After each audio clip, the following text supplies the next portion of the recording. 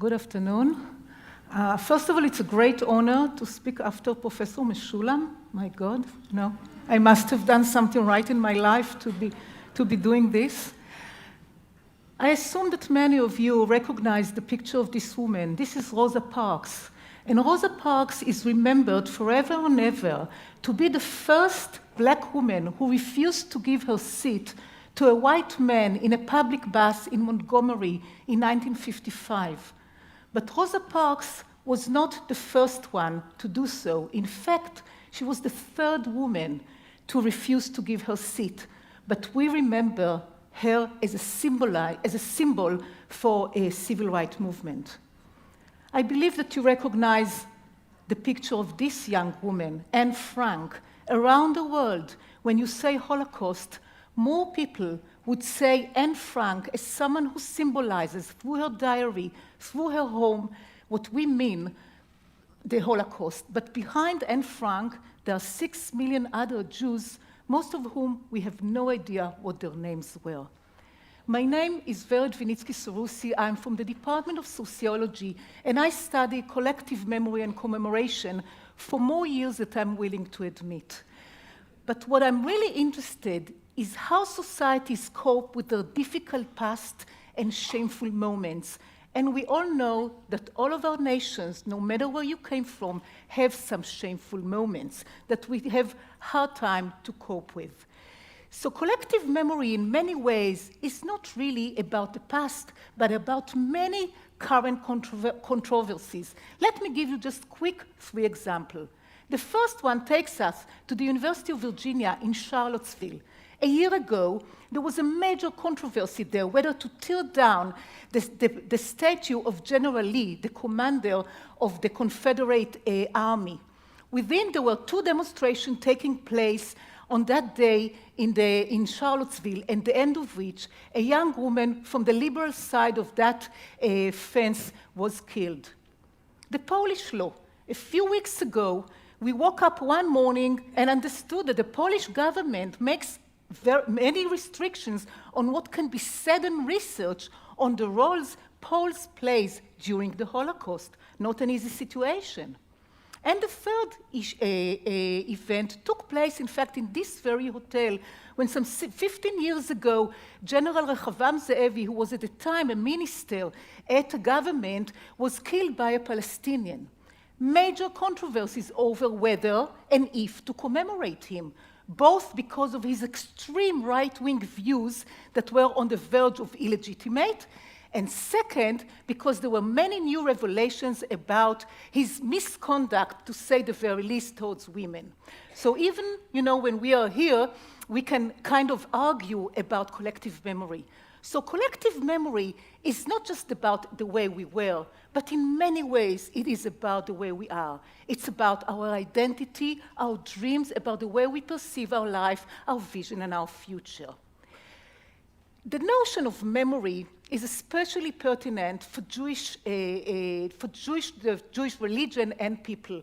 Zachor, as we know from the commandment, "Thou shalt remember the Sabbath," or "Thou shalt remember what Amalek did to you," is one of, I would say, of the organizing principle of Judaism. In many ways, people say that Judaism is a community of memory. If you can recall the Passover evening, after you are done with all the fighting, who's doing what and where we're going to meet, you sit with the entire, family and friends, and you tell stories about the past, about the moment in which we became people. We narrate our past through special food, through special games, through special songs, and in that way, in a very lively way, we basically tell the story, our memory, to the next generation. But the notion of memory is not just our business. And the issue of collective memory became an extremely big thing towards the end of the 19th century, because this is when many nations are being emerged. And the new nations and the new regime ask their new citizens to do 2 things that most people don't really like to do. They ask them to pay taxes, the IRS, if you didn't recognize this logo, and they ask them, more than paying tax, they ask them to sacrifice their life. When you go on your way from this hotel up to Mount Scopus to the ceremony this afternoon, please take a look on your left.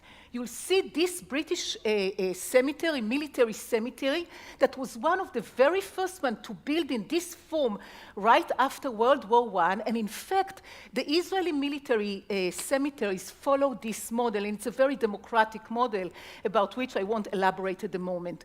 But the important thing is that those new nations ask the new citizens to pay taxes and to sacrifice their life. And the citizens look at each other and say, what do we have in common with those new tribes? We barely speak the same language. And collective memory and a sense of a shared past becomes to be the glue that makes people willing to do those two acts. So when we are celebrating now the Hebrew University 100 years, we are looking back, but we're also looking forward. So my question, and I'm going to use the rest of my time doing this short talk, is to ask, what does it take to be remembered? If we want to make sure that someone very important to us, whether in an event or a specific individual, we want to make sure that we will remember him or her 10 years, 100 years from now, what does it take to be remembered? So first of all, it takes time. And when I say time, I mean having an official day in the calendar. For example, an official day, a memorial day for the Holocaust, or a memorial day for the fallen soldiers. And why is that important? First of all, because the education system uses this opportunity to educate the future citizens of the nation. But in addition, this whole process enables a conversation. And let me give you an example from my own home. When my daughters were young, one of them is already a graduate of this university, but when they were young, sometimes they would remind me that they need a white shirt for the following day because they need to go to school and they need on those memorial days to come with a white shirt. Sometimes I reminded them, sometimes they reminded me. So while we're preparing, and of course the usual chores at home, you can tell me 2 days ago, why always it has to be at the end, the last minute, where am I going to find now a white shirt? I don't have time to iron. I have a career at the Hebrew University I have to maintain, and so on and so forth. While doing this, it's also an opportunity to tell a personal story, to bring up a personal memory that would tie to the national and to the collective memory. So we can tell a story of a friend we lost in the army, or we can tell a story about parts of our family that we lost in the Holocaust, and so on and so forth. The second dimension is the notion of the space. To have a place where we have a monument that we can gather and cherish and remember the past together. This picture is a picture of an extremely interesting site on the Mall in Washington. I'm sure many of you know the monument for the Vietnam War, which was an extremely controversial war for Americans. Many were for, many were against, but they can all meet in that monument and share a narrative. When we speak about mnemonic space, we also have to remember that nowadays, and Yuval Noah Harari mentioned it during his talk, that the virtual space is also going to play a very important part in the way we construct our collective memory. So this is something to be thinking about as we think about our research in the future. The third dimension, and we have 5, not 50, just 5, are the agents of memory, because behind every monument, there are architects. Behind every history books, there are people who actually wrote the books. But one of the most important category of agents of memory for people beyond high school are movie directors, because much of what we know about the past comes from movies. So you can take a quick 3 looks at, the Schindler List by Spielberg. So many people around the world know about the Holocaust because they saw that movie and that's what they know. So we better take a good look at those cultural products. Life is Beautiful by Benini, and a very recent movie, Jackie, by Pablo Larraín, pushes a thesis that if it wouldn't be for Jackie Kennedy and the kind of decisions she made moments after the assassination, when she's still in shock, she said that he needs to be buried in Arlington. Placing Kennedy in Arlington rather than in the family estate in Massachusetts may contribute tremendously to the fact that Kennedy stayed at the heart of the American nation. But throughout this movie, Pablo Larraín is doing yet another move of memory, because he himself becomes Jackie Kennedy, agent of memory, because now we are exposed to her story too. The fourth dimension is the notion of the institutionalization. To sustain and maintain a memory, certainly in the digital era, when young generation are interested in interactive activities, we need a lot of money. And I can give you just 2 examples of brand new museums, really cutting edge in the field. I highly recommend you to go to there. I drag my family all over the place to see, you know, mnemonic museums. So much for the fun this family gets.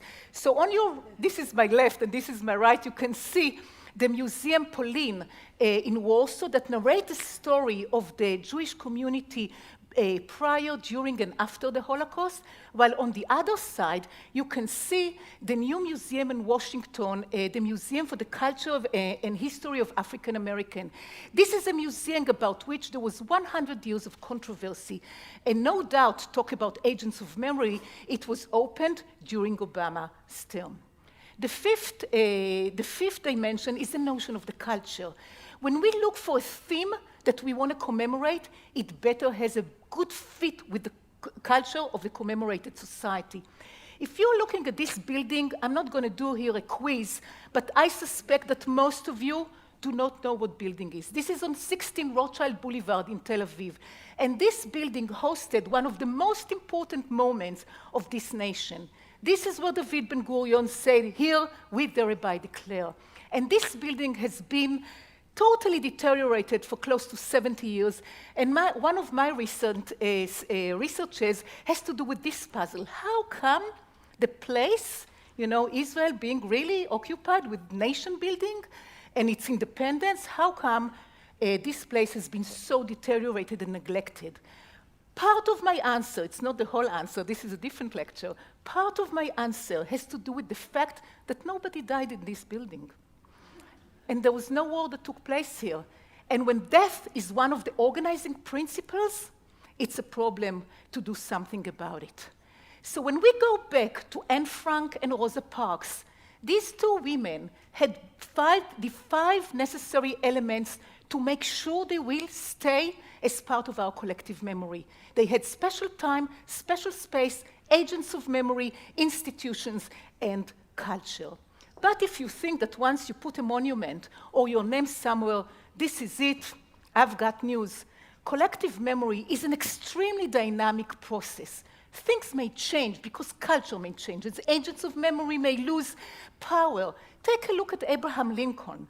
When he was assassinated, he was an extremely controversial figure in America. He barely made the election 6 months before. But 60 years later, when the generation that went through the Civil War was already dead, and the American nation is looking up for a figure that will inspire it right before it enters World War I, they turn to Lincoln and make him its unifying father. When I look at Rabin, which at the moment is an extremely controversial figure, relatively controversial figure, I think that 40 years from now, he may stand a chance to become kind of a Ben-Gurion of the Israeli nation. In fact, when I compare his biography to other people's biography, he has a very impressive biography. His biography, of course, won't be changed, but Israeli society may change, agents of memory may change, the status of the conflict may change, and so on and so forth. So collective memory is an extremely dynamic thing. Just to conclude, you know, our past and our collective memory is extremely important because it's part of who we are. And if we are losing it, you know, both on a personal level as well as on a collective level, we may face a problem. But what we really need to do is look towards the future and not to forget to also enjoy the present. Thank you very much.